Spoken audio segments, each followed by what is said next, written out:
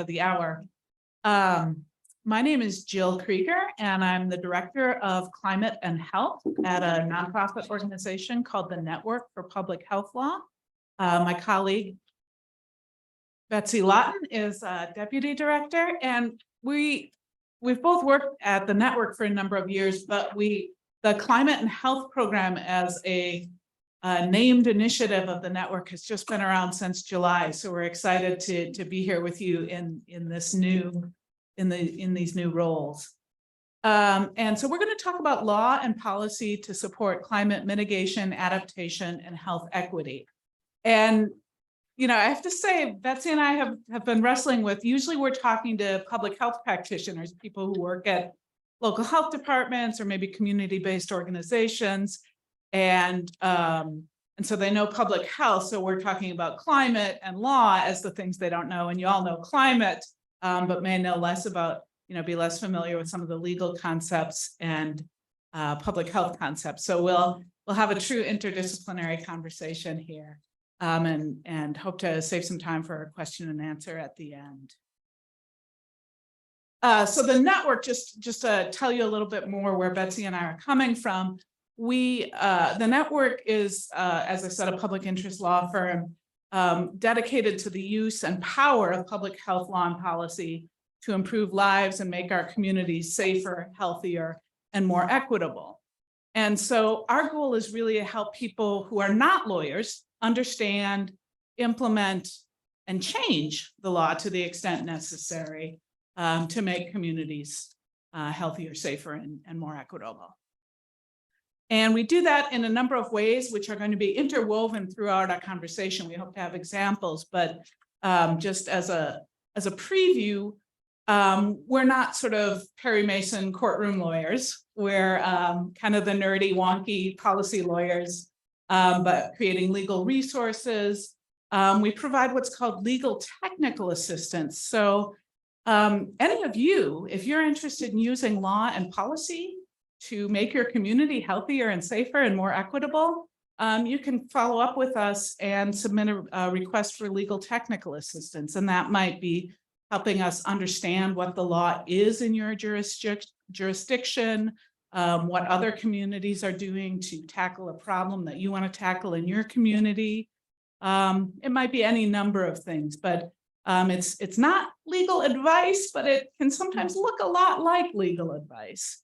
But it's legal technical assistance. And then, of course, we always encourage people to consult with their own attorneys for specific legal advice tailored to your jurisdiction and circumstances. We also provide legal trainings like this. We have a monthly webinar series, but that's just a bit more about how we operate, because sometimes folks are just getting your head around, like, how could a lawyer help me achieve my goals? So that's part of why we want to be here and be in conversation with you all. So this slide is our attempt to capture kind of the range of issues that might arise. And again, some of these are designed for a public health audience. So we're flipping it on its end. You all might know the climate change impacts, but how does it intersect with health? And that's important for a couple of reasons. One, because your local or state health department or tribal health department might be a potential ally for you, kind of one of those unexpected stakeholders that can come to the table when you've got, legislation about a clean energy standard or urban tree canopy or heat pumps or whatever the case might be. Having someone testify with, maybe epidemiological data about health impacts of climate change could be really helpful and useful.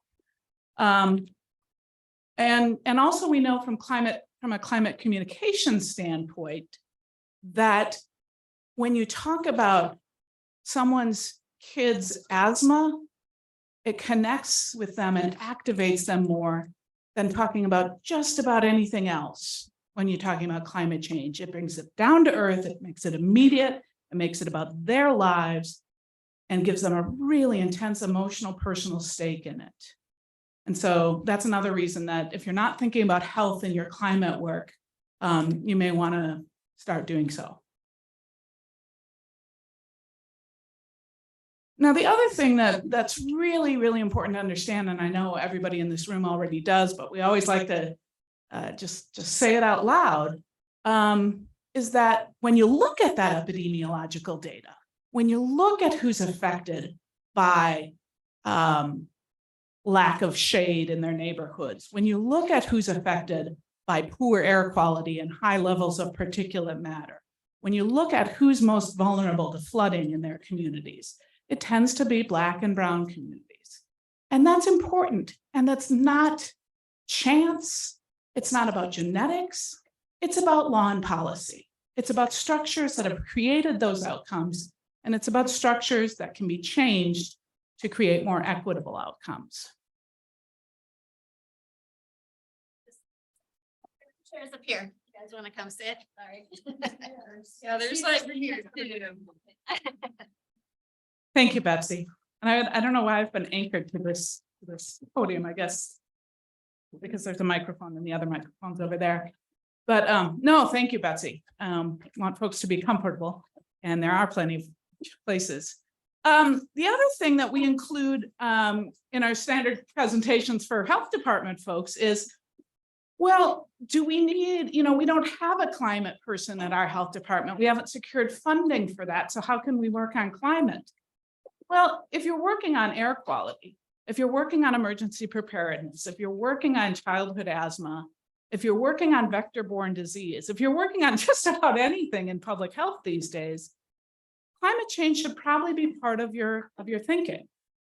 And so that means if you're looking for allies at your local or state health department or your tribal health department, if you're looking for how do I access this health data, you can reach out to your health department, and it might take some explaining and connecting those dots, but there should be someone who in their current job, even if they're not a climate specialist, who may be able to collaborate with you and who might be eager and willing, and excited to collaborate. Now, most communities do community health improvement plans every 3 to 5 years. So that's another opportunity. They're usually looking for community input. That's another opportunity. It might be other sectors of government. It might be community-based organizations. That's another opportunity to elevate climate change and the impacts of climate change in sort of comprehensive community-wide plans. Also important to know is that nonprofit hospitals, ever since the Affordable Care Act, also have an obligation to do community health needs assessments and planning for community health improvement. So they're another place that's often looking for stakeholder input as well as data, although they'll usually look to their local health departments for that data. But they're another place that is looking for what's impacting the health in our communities. What do our communities care about that we need to be addressing? And so that can be a place for advocacy. And then finally, health departments increasingly do have dedicated climate staff. And they may be able to participate in coalition, climate planning, or leading the charge on climate action plans, climate adaptation planning. But so if you're looking for, well, how would I even intersect with people in public health? Those are a couple of different pathways where folks might be involved in varying ways or at varying levels.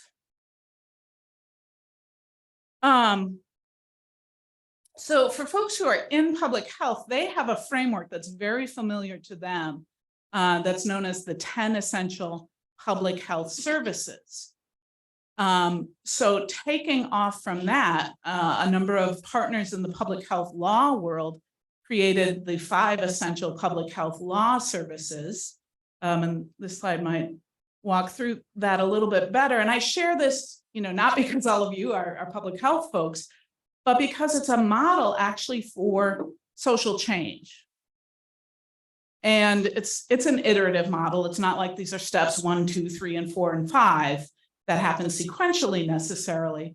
But the notion is that we want to take evidence-based action. If we're talking about climate, there's actually data out there in the world, and we should have access to it, and we should tap into the folks at the universities and the folks at the think tanks and the folks at the government agencies for that data, because once we know that temperatures are higher in formerly redlined neighborhoods. Once we know that particulate matter is higher in those same neighborhoods, that can inform what kind of policy priorities we ought to adopt. And then we can get the lawyers involved and help design those legal solutions in conversation with communities, in conversations with physical scientists, climate scientists, and social scientists who understand about behavior change. We can work with the community organizers about how do we engage communities, make sure they're involved from the beginning in designing those solutions? How do we build the political will? And then if we've done all of that, it's going to be easier to defend those solutions in the court of public opinion, as well as the court of law. And then we can also utilize social scientists to help evaluate, like, okay, so we've got a number of states around the country who've adopted clean energy laws. What are the results? And how is it linked to any variabilities among those laws? So it's a model for, again, interdisciplinary collaboration and movement with a direction, with a goal in mind, because this climate summit is not sort of a neutral academic exercise, right? It's about change with a goal in mind.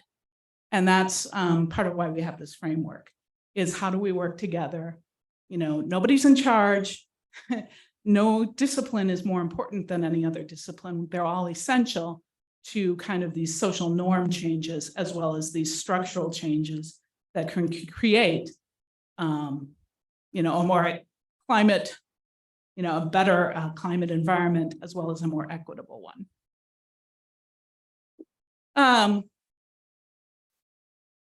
Yeah, and partly this next slide is sort of another run at why law. And I suppose you all came to this session because you have your own individual senses of why law matters. But law creates kind of the operating rules, the operating system for particularly government, but for most entities one way or another. And especially prohibiting, requiring, or regulating behavior, right? So I think sometimes people think mostly about law as stopping things from happening, but we're here to tell you law can also start things happening, make them happen faster, provide funding for those things to happen, facilitate partnerships. So provide, you know, change the socioeconomic structure and allocate power between various levels or sectors of government. So those are just some sort of basic reasons that you might care about law. Now, one of the challenges, Betsy and I have been working at the intersection of climate and health equity for a number of years. And one of the things that has been really helpful over the last couple of years is narrowing in on priorities. Because when there are lots and lots of possible strategies, there's advantages to that because each community can decide, well, what's appropriate given our cultural, political, economic context. But most communities also want to do what's going to make the most difference, what's going to improve things the most, the fastest, but also be feasible and culturally and financially feasible. So one of the kind of the cornerstone documents guiding our work came out in 2022. So the Lancet Climate and Health Report is kind of a really valuable report. You may all be familiar with the International Panel on Climate Change, IPCC.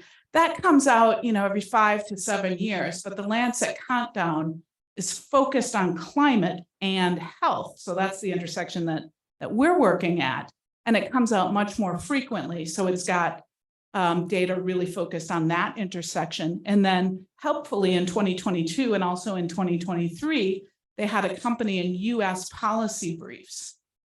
And so began to articulate, here's a lot of different strategies. And here are the ones that the evidence suggests will move the needle the most. And top of the list is renewable energy.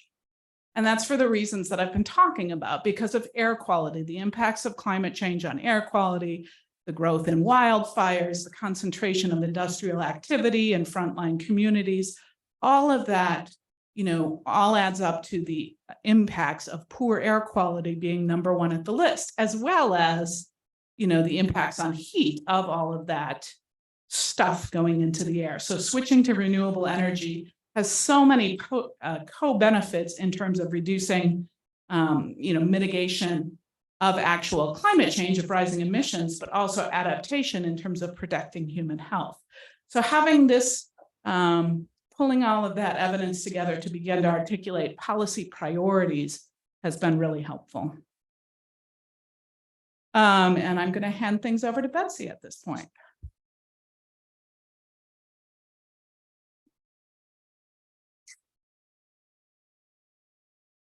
Hi, everybody.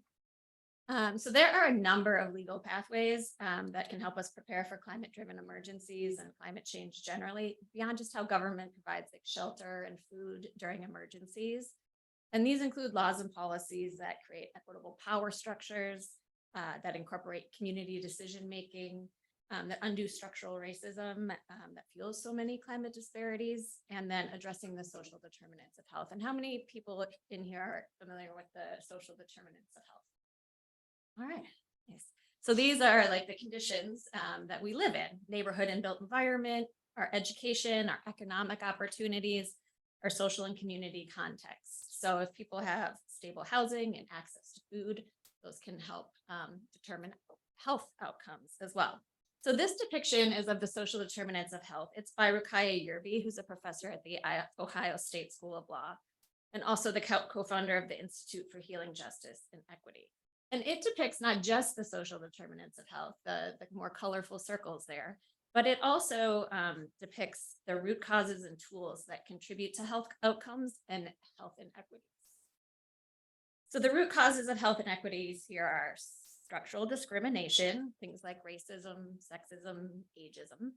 And the tools to promote health and health equity include political, budgetary, and legal tools. So when we think about the intersection of public health law and climate change, we're really looking broadly at all types of laws and policies that can impact health outcomes, things like zoning, preemption, housing policy, and the systems that will need to be structured and designed to mitigate and adapt to climate change. Okay. So my background is in community lawyering, and I really value the importance of community power and community-derived solutions. These types of solutions are more tailored to community needs and more likely to be accepted and implemented by impacted communities. So one way to incorporate community voices in design and implementation and emergency preparedness is climate resilience hubs. And I'm sure, are all of you familiar with climate resilience hubs? I can cut this a little short here.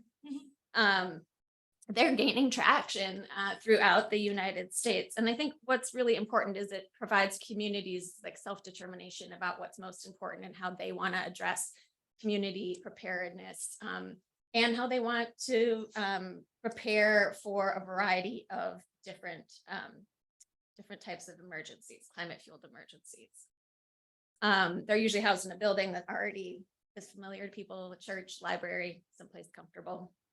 They provided a trusted space, and they put the community in the leadership role. And then community leaders can also help identify priorities for services. And it also provides a source of power when the grid goes out. So likely a source of renewable energy. So laws and policies that can promote these hubs, that you can, laws and policies that provide resilience and disaster preparedness funding for these types of things versus other types of things can really put community at the forefront of planning.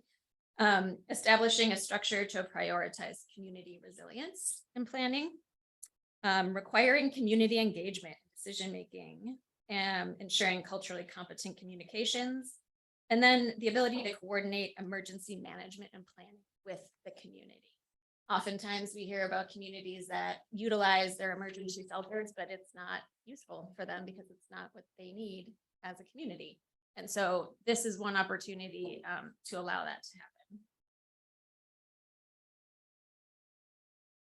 happen. As part of our climate and health work, we support grantees and community-based organizations at the CCHE, Community Climate Change and Health Equity Program funded by the Kresge Foundation, and these grantees are all throughout the country. They're community-based organizations and also some larger health institutions. They're really doing great work, and we've learned a lot from them. So some of the community groups have been doing this work for years, and others had different goals. Like one group we work with, their goal was to get healthy food into the community, and they were like, oh, if everything's flooded, that's going to be really hard to do. So we need to address climate change. So some of these came to climate change sort of as a goal that came out of their other work. So some issues that we've been working with them on, I think this is just sort of interesting to talk about. One group wanted to develop legal pathways to require builders to implement projects to undo the impacts of segregation. They were a little worried about the use of race conscious terminology, given the Supreme Court's decision on affirmative action. And so they reached out to us so we could do some research and wanted to find a race neutral opportunity to achieve their goal. And what they ultimately found might be most useful for their community was a community benefit ordinance. And it requires developers that receive monetary incentives from the city or the county to meet with the community and provide community benefits. And that's something that they're working through. It's a race neutral opportunity. It can provide things like lighting, fresh foods, community gathering spaces, job opportunities, and training. So they're in the process of assessing what might work for baseline benefits and thresholds for triggering that CBO. We've also worked with some groups on things like private well water quality testing and how to address private well contamination for renters. And I'm sure many of you have seen a depiction similar to this. Discriminatory policies such as redlining have shaped many communities, making them more susceptible to health impacts. We know that flooding and extreme heat are particularly damaging in formerly redlined neighborhoods because there's a higher concentration of impervious surface, fewer trees, and less investment has been made, infrastructural investment. But for many communities, the threat of climate gentrification is as big of a threat as the climate fueled emergency itself.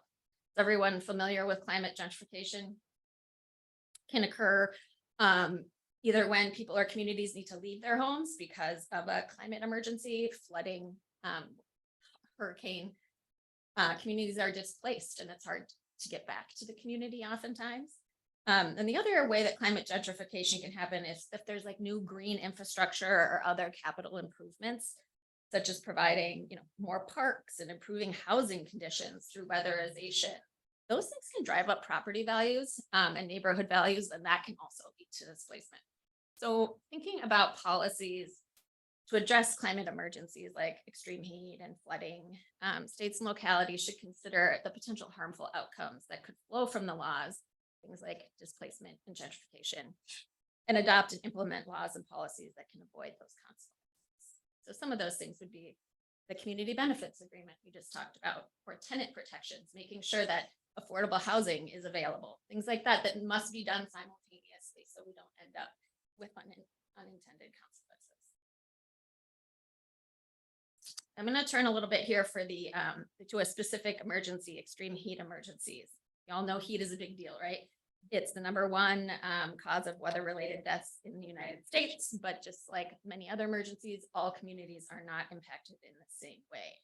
So individuals in urban heat islands, outdoor workers, and the elderly are more susceptible. And emergency planning should identify those most susceptible prior to the emergency and be implementing and prioritizing protections for those susceptible communities.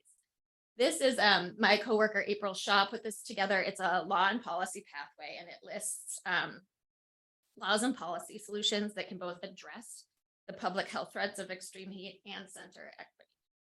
So it's in 5, it's really small, sorry. So each of these has different policies underneath of it, but the 5 identified areas are creating accessible cooling centers, supporting green infrastructure, engaging in community planning, protecting workers, and enacting equitable energy strategies. And these may have to go hand in hand to protect the community. In some cities like Miami and Phoenix, they've also created a position for a dedicated heat manager to help address some of these issues. So worker protections are sort of a big deal. Outdoor workers are highly susceptible to heat. And while there are federal regulations that are in process right now, states and localities are taking action while awaiting that. But if you look on the left, your left, there's just 5 states that have adopted heat protections for workers, and they vary in scope and extent. Minnesota's only applies to indoor workers, and others apply only to certain sets of workers. Colorado only applies to the agricultural industry. But some common elements are access to shade and water, opportunity for breaks when temperatures reach certain levels, emergency procedures, and then illness prevention plans. And those are some of the common elements we've seen in these 5 state laws. The image on, let's figure this out. You're right, is it's depicting some research called legal epidemiology. It's by the Center for Public Health Law Research, and it's about state laws related to complete streets, if any of you are familiar with complete streets. And it's just an example, and if you go to their website, they have a ton of different types of these analysis. This one seems sort of relevant to what we're working on. But legal epidemiology not only assesses whether a state has a specific law, but it breaks it down into the important components to understand what the impact of the law is, and assesses those components and which ones do the most to protect health. Yeah, can you just gloss the definition of complete streets for me, please? I'm sorry? I don't know what complete streets mean. Oh. Complete streets is terminology that makes streets not just usable for cars, they're usable for the entire community, and creating a central space for them. So here they looked at whether there was a complete streets policy, but like the law in Minnesota that doesn't protect outdoor workers, some of these complete streets laws may not be as protective as they need to be. So it's breaking it apart to understand what components do the most to protect health. And the network is beginning to do, the Network for Public Health Law, us, Jill and I, is beginning to do some legal epi projects related to worker protections, renewable energy standards, and private well protections. Jill has a insight article on our website if you're interested, or if you have any other ideas about what might be useful for your work. We are always open to prioritizing things that are really relevant. So when we consider opportunities to protect workers, we think broadly of authorities in federal, state, and local law. And this slide depicts the systems of laws and policies to consider when crafting legal and policy solutions. Listed here are a variety of sources of law that can govern public health outcomes. And I'm not going to get into the details right now. If you want to talk about it, we can talk about it during Q&A, but I think it's enough to say it's fairly complex, right? And everything ranging from state and federal constitutions to regulations and local ordinances and court decisions. And then one issue that's really important in understanding that complex array of laws is preemption. Is anyone familiar with preemption? Mm-hmm. So preemption is what occurs when there's like a conflict between federal law or state law and local law. Like, what do you do? Which law do you follow, right? So when there are conflicting laws, the rules of preemption apply.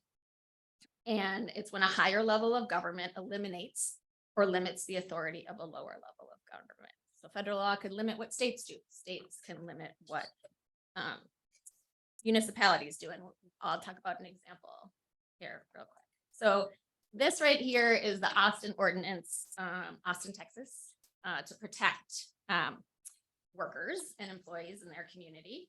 And it was enacted several years ago, but it requires that construction workers receive 10 minutes rest break for every 4 hours they work. This is a local example, but preemption is like raising its head here a little bit. Local protections can be sometimes targeted via preemption. So the Texas state legislature recently passed a broad law called the Texas Regulatory Consistency Act. Some of you may have heard of it as the Death Star Law. Which I sort of like the name of it. And it preempts many local regulations. that impact businesses and employees. And it has a stated purpose, and it's to create consistency among commerce and trade, and to try to limit the patchwork of local regulations. And business owners find this to be really helpful. And it's very broad, and it preempts Austin's ordinance requiring heat breaks. There's no state law that fills in that hole. So several cities in Texas have, let's see, do I have another slide on this? Challenged that in court on the grounds that it was unconstitutional because it's unconstitutionally vague. Can't really tell what it does because it's so broad.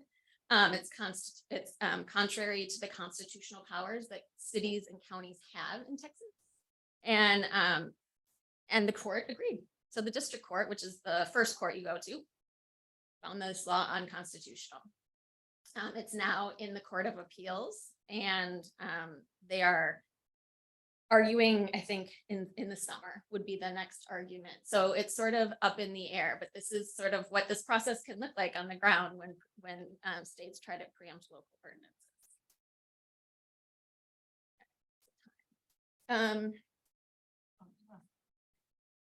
Okay. So switching gears is an example of flooding that occurs during storm events. So usually I have to go in pretty good detail about what this means, and it means extremes, right? But you all can read this very well because I know you are familiar with this type of work about extreme precipitation. But public health professionals might not always have the capacity to learn all this because they got a lot of other stuff going on, a pandemic, for instance. And so we can help get this type of information that would be useful for public health departments to them and translate it in ways that they can use to create policy or laws to protect the community.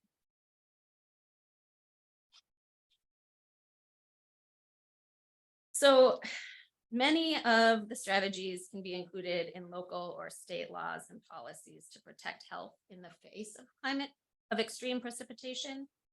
I'm just going to go through a couple here. The U.S. spends billions of dollars in recovery every year. You're all very familiar with that, right? Localities and states can use some of these funds to prevent and mitigate disasters before they occur. And one example here would be from Harris County, Texas. They developed a framework for prioritizing emergency readiness funds based on a social vulnerability index rather than a cost-benefit analysis. The cost-benefit analysis tends to provide benefits to the most expensive properties, which isn't going to benefit very many communities. And the index considers potential negative effects caused by external stresses on health, things like poverty, transportation limitations, language limitations, etc. And then home retrofits would be another example here. Many lower income households and neighborhoods didn't receive adequate funding after the last storm, so their homes are in disrepair.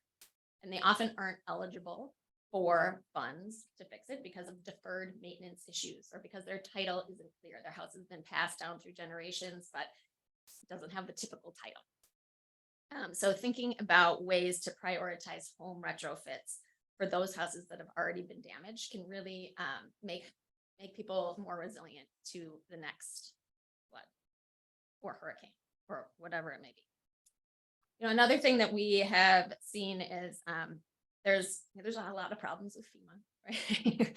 We all know that, but one thing that came to us from somebody who called was that if you don't have a mortgage, you have to pay all your FEMA insurance in one lump sum, which can be thousands of dollars. And that means that some people aren't going to get insurance. And so they were like, why is this? Well, how can we change this? Whatever. Well, it is in the law that FEMA was supposed to create an opportunity for people to pay monthly. And it was several years ago, but it just hasn't been implemented yet. So that was a helpful piece of information for them to use when they went to their community and their city leaders to say, we need this here because it's not being provided elsewhere. And then the last thing is laws and policies around infrastructure. Performing an infrastructure vulnerability assessment may show that new development is causing flooding downstream, or infrastructure in some areas of your city or community is more susceptible to damage. Obviously, prioritizing green infrastructure is helpful. And then we have a couple examples of this in Washita County, Michigan. The Water Resources Commission shifted away from governing storm management from flood control perspectives and instead focused rules and requirements on infiltration. So instead of saying flood, stop flooding, they're saying increase infiltration so we don't have flooding, which is a shift that is meaningful. Another example is the Milwaukee Sewerage District. And is anyone familiar with Milwaukee? There was a lot of flooding in Milwaukee. And as the precipitation extremes get higher, what they've built as infrastructure, large tunnels, aren't able to hold all the water anymore. And so as part of their Clean Water Act permit, their municipal treatment plant is required to install green infrastructure requirements. And that's in their permit, and they're required to do it. And it mandates natural solutions capable of storing millions of gallons of water during rain events. Their 2019 Clean Water Act permit, get a permit every 5 years, so they're about to get another one. But it requires enough green infrastructure capacity to retain 50 million gallons of stormwater using natural solutions. And they also developed an ordinance to help support that.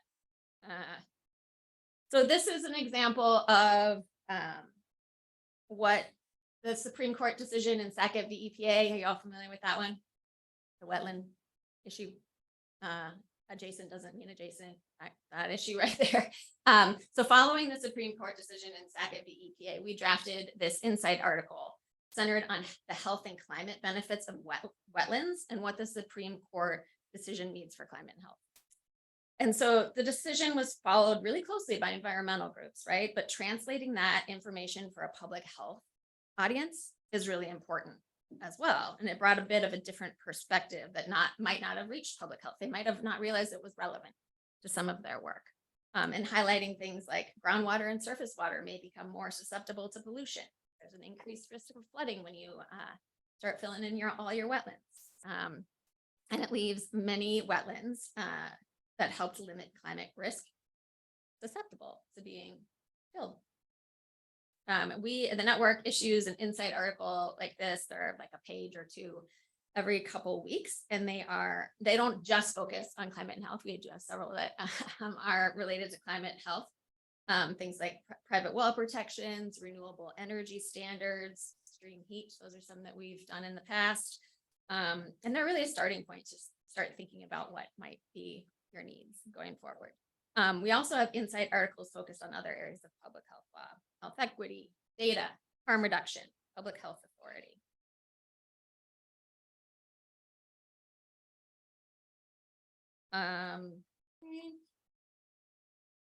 I reversed those. We already went through that. So I'm going to hand it over to Jill, but I do just want to again stress that community involvement from the very beginning and assessment of social vulnerabilities are really key to making lasting protections and making communities more resilient.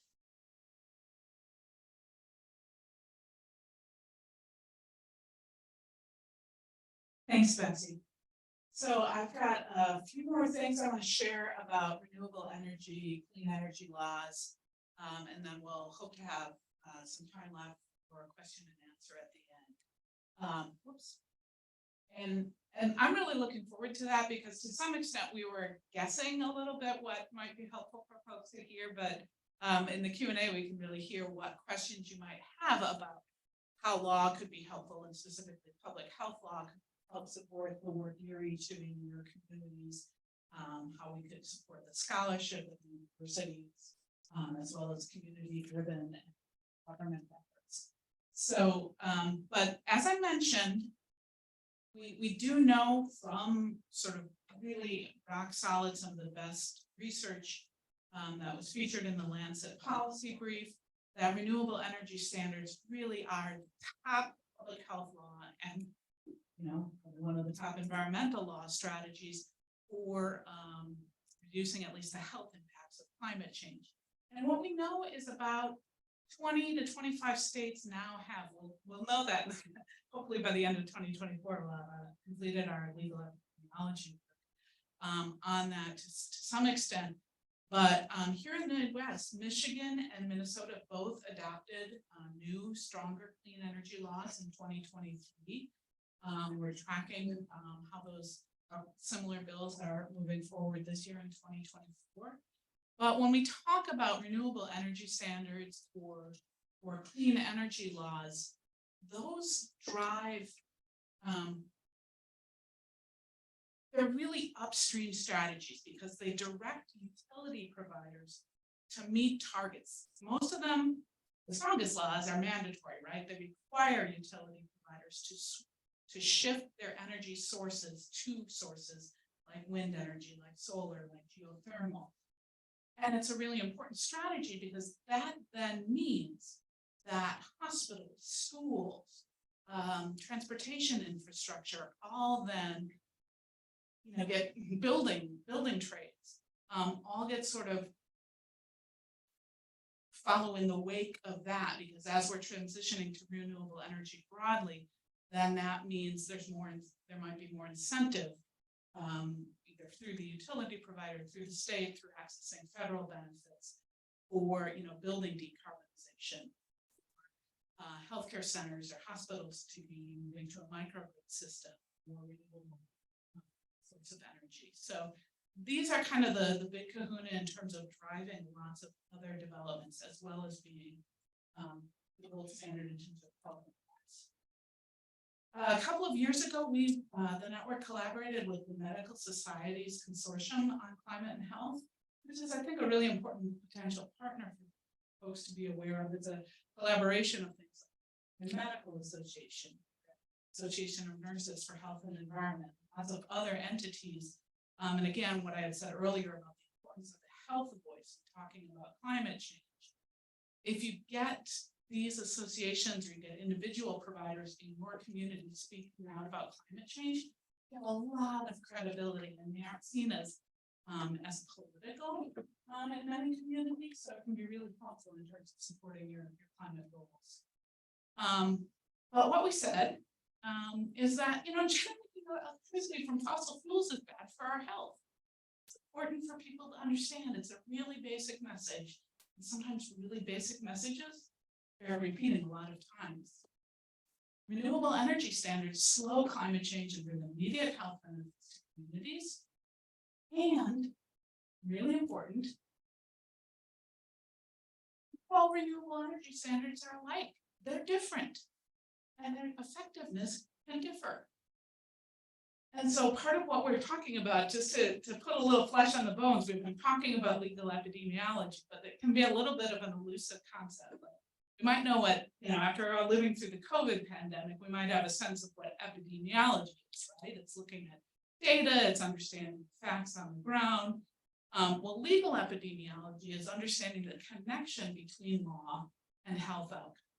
So what difference does it make how we define renewable energy?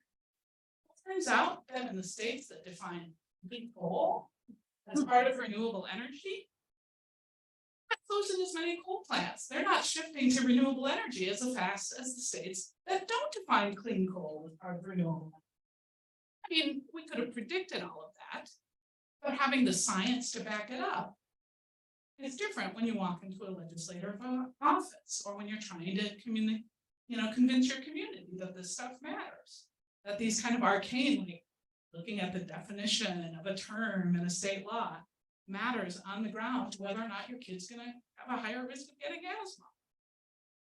So that's part of the sort of wonky part of legal epidemiology is comparing, like it matters. Is mandatory or voluntary in terms of how quickly these utility providers need to be switching to renewables. It matters, are there dedicated health equity provisions? Are there procedural health equity provisions where the utility providers have to engage with and discuss possibilities and options with community? Or are there substantive provisions in terms of job creation programs in frontline communities, so that some of the benefits of this transition also accrue in frontline communities? So all of that, speaks to that in terms of that model of the 5 essential public health services. This all speaks to like the drafting, that piece about how do you design law. And that's where I think lawyers do have something to add.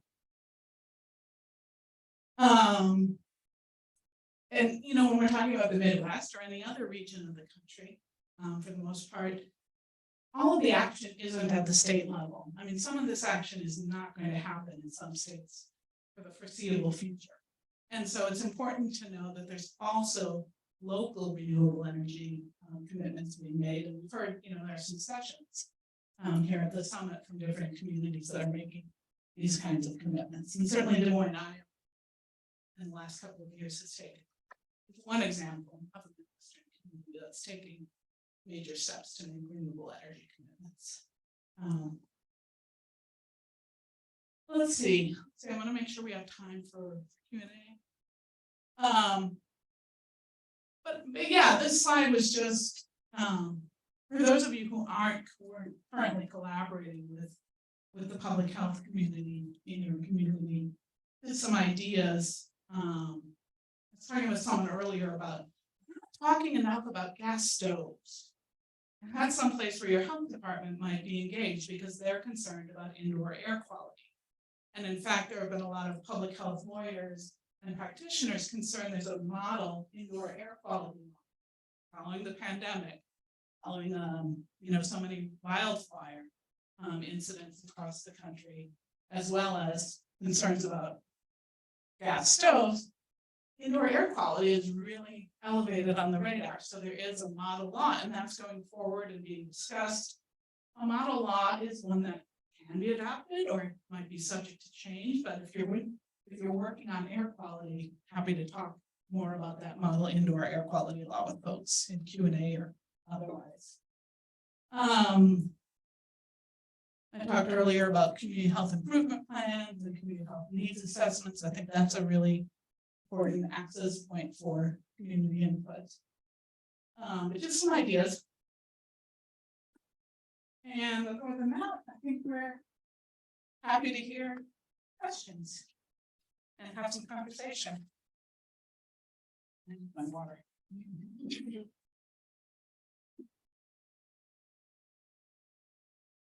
Anyone have any questions or ideas they'd like to share with us that would be useful? I have a question about the climate gentrification point you brought up. From a policy perspective, like how do you pull that line and what's the best like policy approach to ensure that doesn't happen? You're trying to reinvest in like. So thinking about the types of things that might cause gentrification, so housing prices, that's an issue that I think might occur in the community. You can try to look into different types of tenant protections. This happened in the Bay Area where they implemented all these great policies to protect the community, but then nobody could live there because rents got so high, right? And so they realized that they should have done the tenant protections at the same time or first, right? So other things might be those community benefits ordinances where the community can really decide what they need to stay where they are. And that can be telling. They may be things you didn't think of. Right? And so that is another opportunity.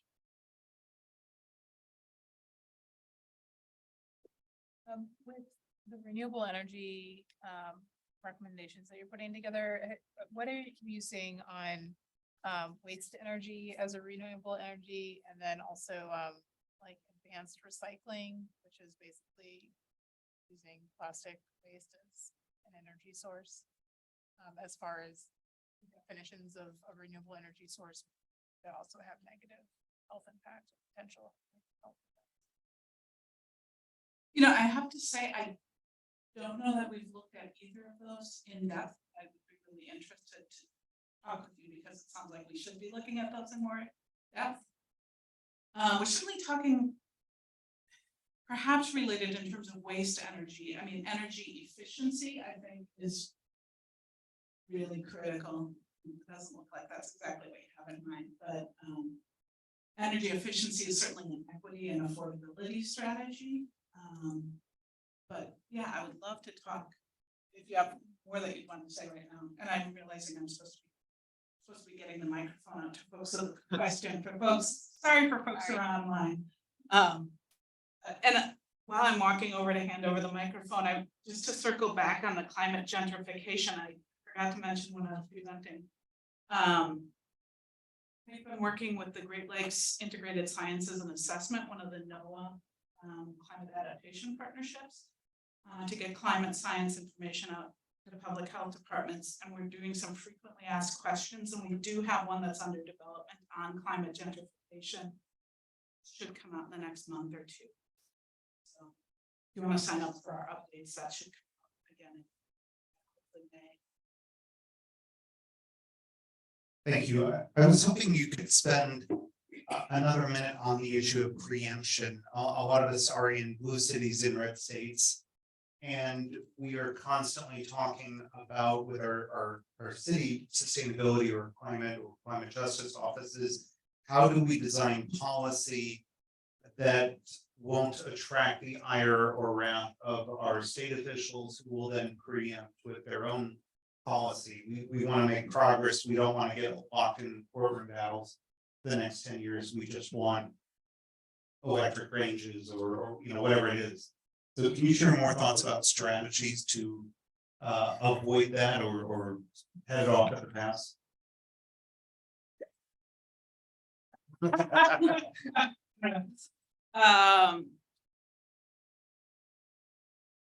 I mean, I think it comes down to the design phase, right? And it's very jurisdiction specific.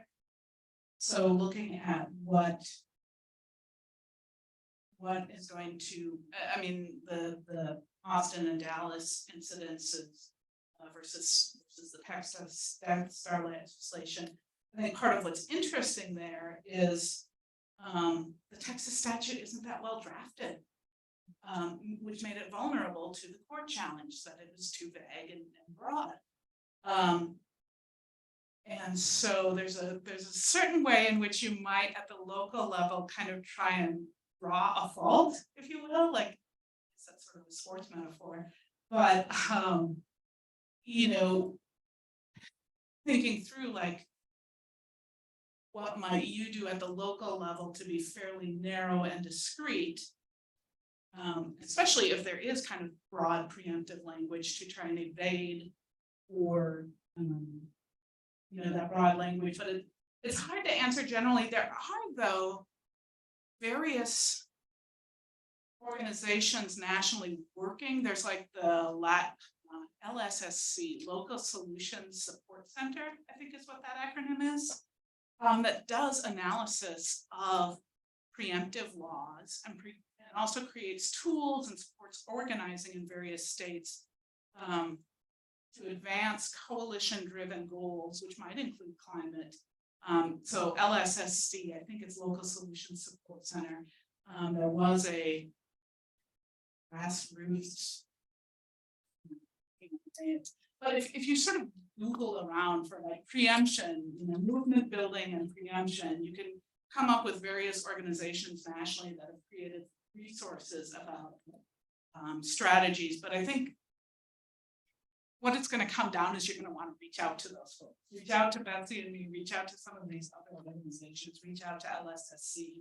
I know that the Local Solutions Support Center has been working with the American Heart Association and with the APHA, the American Public Health Association, to support and nurture state-based grassroots coalitions and to support local economy, local home rule authority. If your state has home rule authority, that can be a way to root some of those local, make sure you're solidly within that home rule authority, can make it harder for state preemptive action to take effect. So hopefully some of that's helpful, but it really then does have to be a more jurisdiction specific conversation. Did I miss anything you would add, Betsy? I would just add, I think your point about careful drafting and the narrowness or broadness of what you're drafting in comparison to what your state laws are, but it is again going to be really relevant what you are and what your state is. We know localities are like on the cutting edge, right? So let's see those things happening. Another thing to think about is preemption can also protect us, right? So the Clean Water Act, for example, that's the floor, minimum standard. feds have the Clean Water Act, and states have to at least implement the Clean Water Act, but they can go above and beyond that if they want to have more options. So you could consider lobbying for a law that would essentially do what the Clean Water Act says and give that authority to do more realities before you start doing it.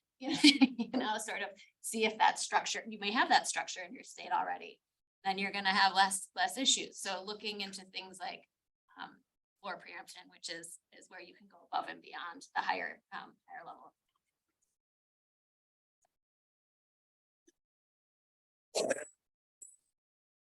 Okay, I'm gonna walk I back. don't need a mic, I'm fine, thank you though. If you can hear me okay. Well, it's not just about us in the room, it's the thing, this is one that's online.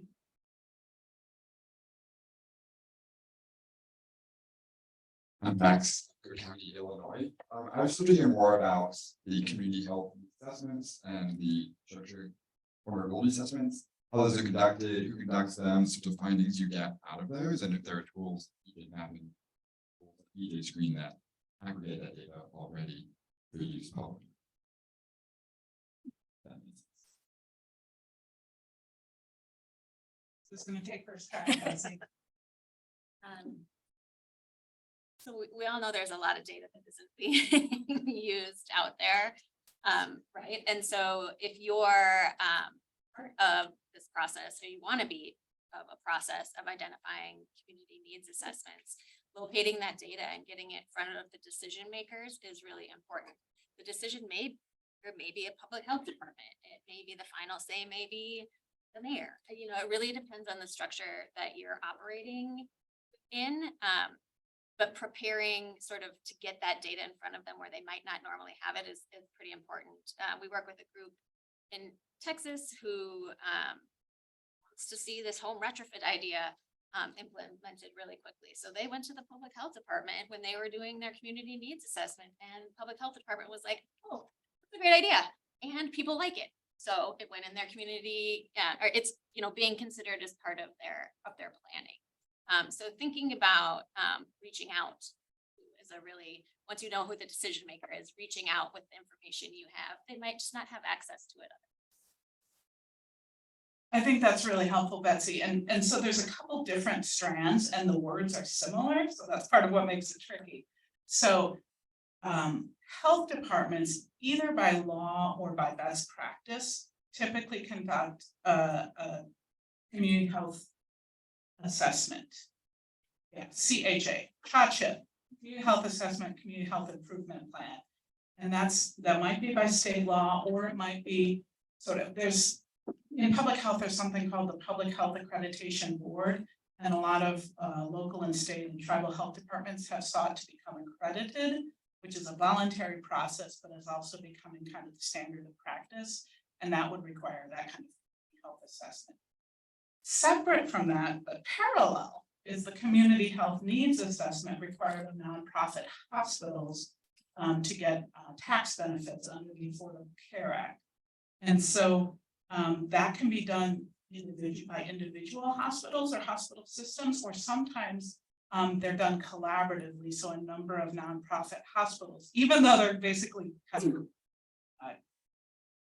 in some sense, economic competitors with one another, they may also collaborate for purposes of the community health needs assessment because it's expensive to do the process and communities are often overlapping. So a CHNA is by a nonprofit hospital, but also will dictate, you know, where some resources get directed by those nonprofit hospitals. So they're also important. Separately from either of those, I do want to, it's a couple years old, but I think still really valuable, and I don't know of anything like it that's newer. There's a group called APEN, Asian Pacific Environmental Network, I think, APEN in California. And it's a couple years old, but they did an assessment of like all the assessments. So they have a report about like, what are the different tools to look at climate indicators and environmental justice indicators. So I would, if you're not familiar with that, and maybe there's something more recent, but that's the one when you asked the question that came to mind. It's not that old, it's within the last 5 years or so, but it's a really, I think, You know, it provides some information and some insights into each of those various tools and approaches. And I saw some folks nodding when I mentioned it. So it's a really effective organization and that has been instrumental in some of the work on community, some of the instrumental early work on community resilience hubs. You know, statewide law and policy in California. APEN, I believe it's Asian Pacific Environmental Network. Any more questions? I see we are at time, so thank you, and feel free to reach out to Jill or I if this raised a question for you that you might want some more specific information on about how it can in your community or your city or your state, because every state is operating under a different legal structure, so it really is important to take a look at that specific information. Thank you.